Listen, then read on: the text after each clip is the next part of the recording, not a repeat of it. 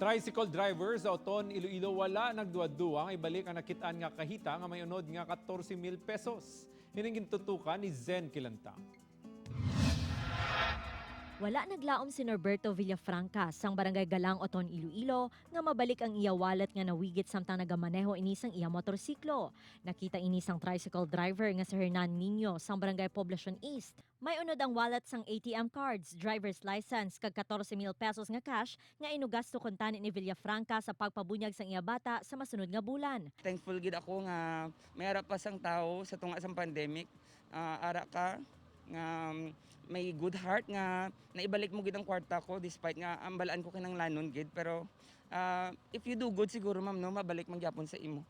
Sunod kay Manong Hernan, nakitaan sini ang kahita sa dalan kag gintugyan sa Oton Municipal Police Station.